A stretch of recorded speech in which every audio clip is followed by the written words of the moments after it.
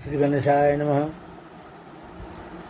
श्री श्री वैद्यनाथो विजयते तरां करोतु सा नः शुभहेतुरीश्वरी शुभानि भद्राण्यभिहन्तु चापदः। कामेश्वर सिंह दरभंगा संस्कृत विश्वविद्यालयस्य कुलपति महानुभावानाम् आदेशानुपालन प्रसंगे पुनश्च प्रोफेसर दिलीप कुमार झा सीसीडीसी महोदयानां निर्देशानुपालन प्रसंगे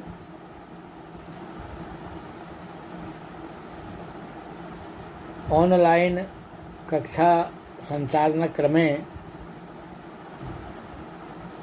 श्री रावणेश्वर संस्कृत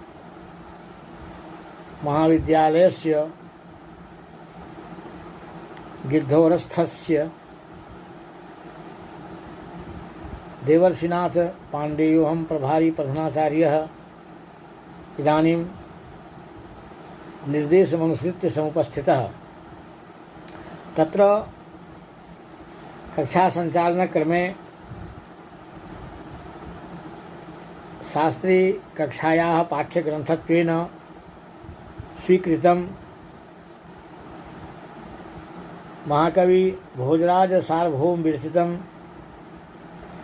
चम्पूरामायणम् अद्य अध्यापयितुम् उपस्थाप्यते। तत्र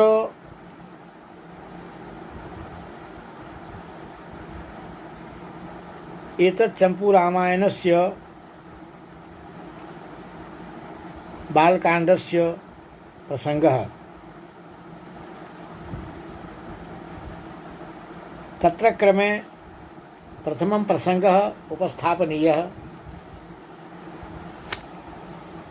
अयं श्लोकः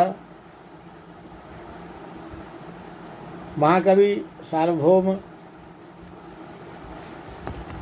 भोजराज सार्वभौम विरचितस्य चम्पूरामायणस्य बालकाण्डात् अयं श्लोकः समुद्धृतः, अथवा इदं पद्यं समुद्धृतम्।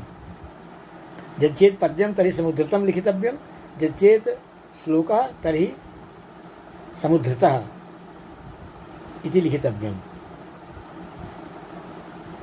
तदनन्तरं श्लोकः यथा पूर्वस्मिन् दिने मया पठितः श्लोकः, तत्र व्याख्याप्रसङ्गे किमपि अवशिष्टम् आसीत् तद् तस्मात् इदानीं पुनः समुपस्थाप्यते व्याख्याभागः। तत्र प्रथमः श्लोकः कौसल्यायै प्रथममदिशत् भूपतिः पायसार्धं प्रादादर्धं प्रणयमधुरं कैकेयीन्द्रस्य पुत्र्यै इति देव्यौ तरलमनसः पत्युरालोच्य भावं स्वार्धांशाभ्यां स्वयमकुरुतां पूर्णकामां सुमित्राम्। पूर्वस्मिन् दिने उक्तं मया व्याख्याक्रमे यत् पुत्र्यां स्त्रीं समाप्य तत् यज्ञफलत्वेन तत्र यज्ञोत्थित पुरुषेण पायसं प्रदत्तं।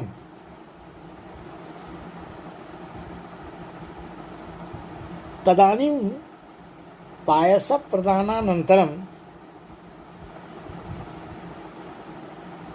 कौसल्यायै प्रथम अदिशत् भूपति पायसार्धं। भूपतिः राजा दशरथः पायसप्रदानानन्तरं कौसल्यायै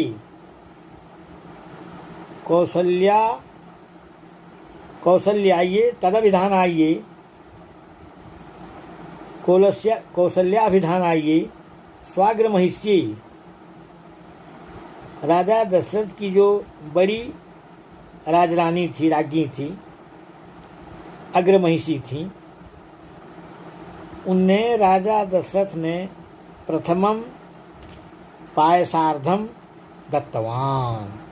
सबसे पहले जो प्रसाद रूप में पायस दिया गया राजा दशरथ को, उस पायस से आधा भाग लेकर के, पायसार्धम आधा पायस को लेकर के, सर्वप्रथमम स्वाग्र महिष्ये दत्तवान, अग्र महिषी जो कौशल्या थीं उनको उन्होंने प्रदान किया। इसी को स्पष्ट किया जा रहा है संस्कृत व्याख्या में कि पायस प्रदानानंतरम भूपति राजा दशरथः कौसल्यायै तदभिधानायै स्वाग्र महिष्यै प्रथमं पूर्व पायसार्धम यज्ञोत्थित पुरुष प्रदत्त पायसार्ध भागम अदिशत दत्तवान प्रददौ दिया।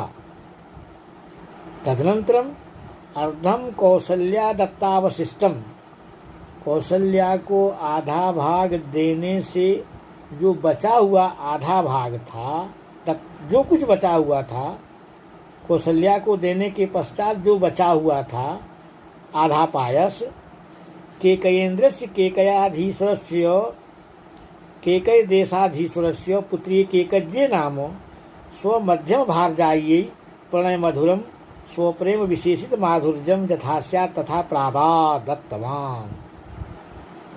कहा कि कौसल्या को देने के पश्चात जो आधा पायस बचा हुआ था, उस आधा पायस को केकय देश के अधिपति जो थे केकयेंद्र, उनकी जो पुत्री थी केकई, जो इनकी भार्या थी, मध्यम भार्या थी राजा दशरथ की, उनको उन्होंने स्वप्रेम विशेष माधुर्यम यथा स्यात् तथा प्रादात् दत्तवान, प्रेम पूर्वक उनके हाथ में प्रदान किया, दोनों को दे दिया। इनकी राजमहिषियाँ तो 3 थीं, 3 रानियाँ थीं, तो दोनों को प्रसाद आधा आधा देने के बाद एते देवियों कौसल्या के कज्जो, तब उन दोनों देवियों ने, किसने?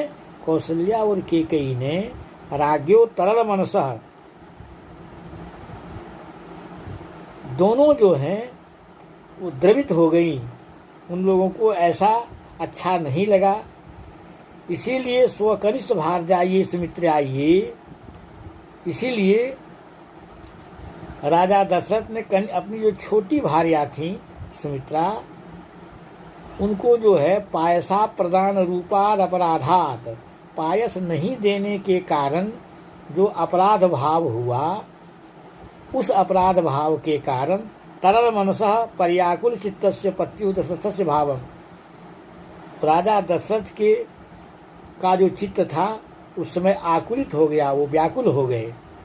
मन में एक तरह से चिंता की रेखा को देख करके पत्यु दशरथस्य भावम, राजा पति दशरथ के भाव को कि सुमित्रा को पायसार्ध भाग, पायस को प्रसाद रूप में नहीं दिए जाने के फलस्वरूप पति के मन में जो कष्ट हो गया, उस कष्ट का अनुमान करती हुई दोनों रानियां कौसल्या और केकई, उन लोगों ने स्वार्धांसाभ्याम, अपने अपने हाथ में जो प्रसाद रूप में पायस था उनसे अंशाभ्याम स्वविधा विभज्य, अपने अपने हाथ में जो पायस प्रसाद था उसको 2 भागों में करके, 2 भागों में विभक्त करके, कल्पिताभ्याम द्वाभ्याम भागाभ्याम स्वयमेव आत्मनेव सुमित्राम तदाख्याम कनिष्ठाम देवीम पूर्ण कामाम सिद्ध मनोरथाम अकुरुताम, अपने अपने करकमल में स्थित जो पायस प्रसाद था उनको 2 भागों में बांटकर कौसल्या और केकई ने आधा आधा भाग, अपने भाग में से आधा आधा भाग लेकर और सुमित्रा को प्रसन्न मन से प्रदान किया। कनिष्ठ जो पत्नी थी उनकी, तदाख्याम कनिष्ठाम देवीम पूर्ण कामाम सिद्ध मनोरमाम अकुरुताम। तत्र व्याख्यायाः अयम् आशयः यत् पायसं स्वतो मधुरं सदपि दातु भर्तुः प्रेम्णा विशेषित माधुर्यम् अजन्, वस्तुतस्तु वस्तुतस्तु सुमित्रायाः पायसा प्रदानेन तत्र द्वेव राजमहिष्यौ तत्र अचिन्तयतां यत् पायसम् अवश्यमेव मया दातव्यम् इति विचारं कृत्वा इति विचार्य द्वे एव भार्ये तत्र पायसं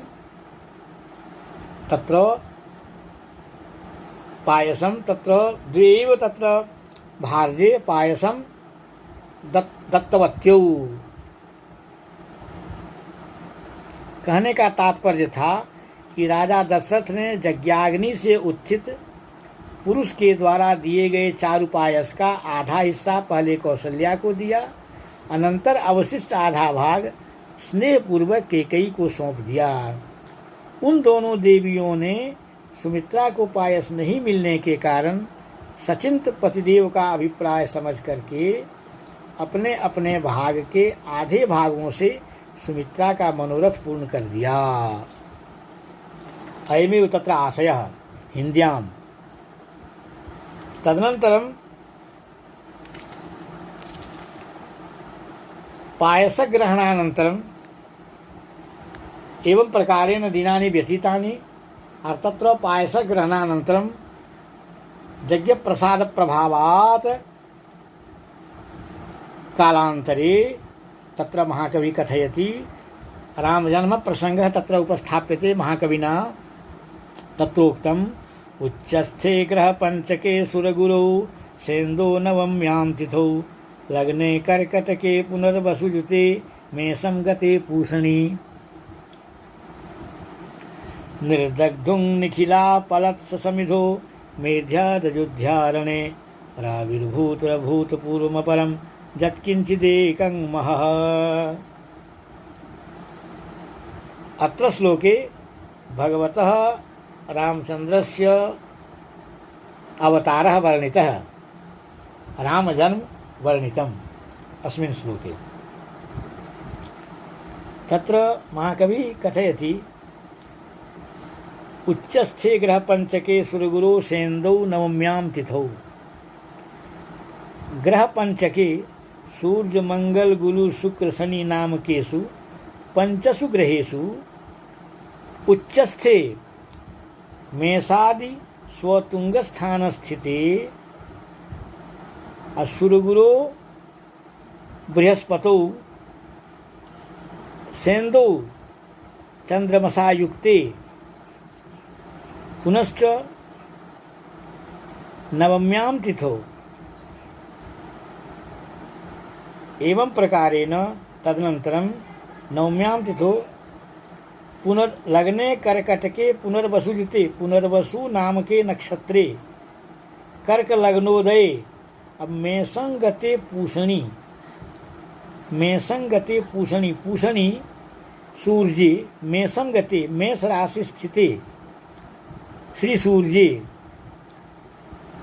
तदनन्तरं निर्दग्धुं निखिलाः पलत्स समिधो एवं प्रकारेण निखिलाः समस्ताः पलास समिधः राक्षसरूपकाष्ठानि निर्दग्धुं भस्मसात् कर्तुं मेध्यात् पवित्रात् अयोध्यारणेः अयोध्या नामक नगर रूप मंथन काष्ठात् अपरम अद्वितीयम अभूतपूर्वम पूर्वोत्पन्न सकल विलक्षणं यत्किंचित् एकं महः रामाभिधानं तेजः आविर्भूतं प्रकटी बभूव प्रकटितवान।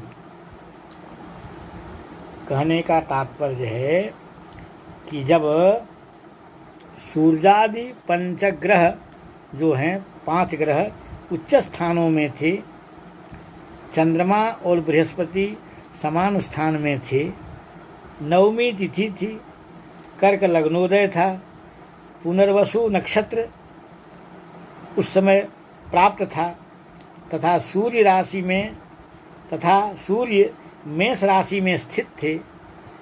ऐसे पवित्र समय में पुनीत समय में समस्त राक्षस रूप समिधा को जलाने के लिए एक अद्भुत तथा अभूतपूर्व राम नामक तेज पवित्र अयोध्यापुरी रूप मंथन काष्ठ से उत्पन्न हुआ।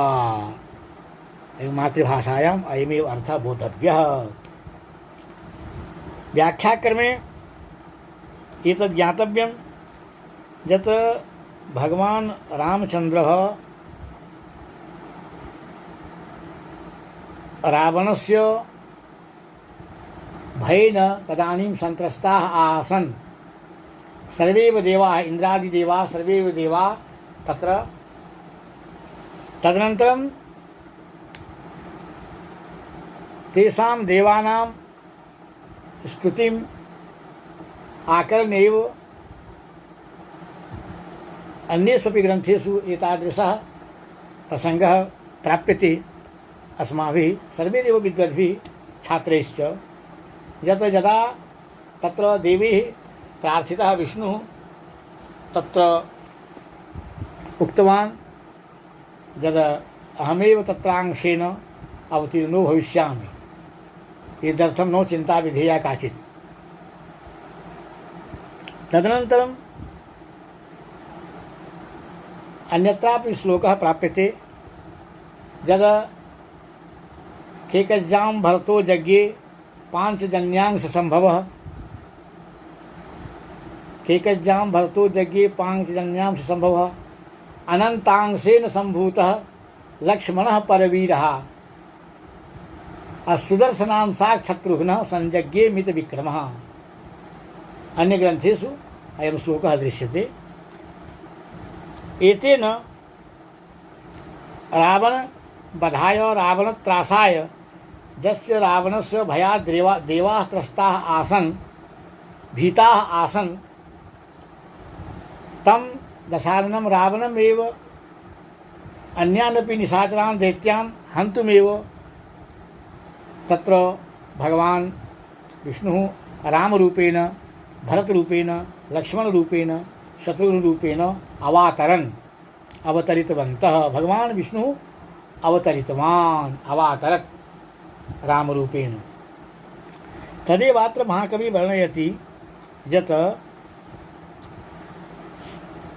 सर्वेषु राशिषु सर्वेषु ग्रहेषु उच्चस्थानस्थितेषु शुभलग्नोदये शुभराशिस्थिते सूर्ये एवं प्रकारेण नवम्यां तिथौ मेषंगते सूर्ये एवं प्रकारेण तदानीमेव समस्ता पलाश समिधः राक्षस रूप काष्ठानि। जैसे कि पलाश की समिधा को जलाने के लिए अग्नि होती है, भस्मसात करने के लिए अग्निदेव होते हैं, उसी तरह से राक्षस रूप जो पलाश समिधा है, उस पलाश समिधा को जलाने के लिए, तो पलाश समिधा को जलाने के लिए एक मन अरणी से, अयोध्या रूप जो अरणी है, मंथन काष्ठ है, उस अरणी से अभूतपूर्वम तेजः महा किंचित महः एकम महा, अभूतपूर्व जो एक तेज के रूप में रामाभिधानम तेज कीदृशम तत्तेजः रामाभिधानम, राम नामक जो तेज था वो आविर्भूतम प्रकटी बभूवो। एतेन भगवता रामस्य जन्म संजातम इति अत्र प्रतीयते। शुभम्।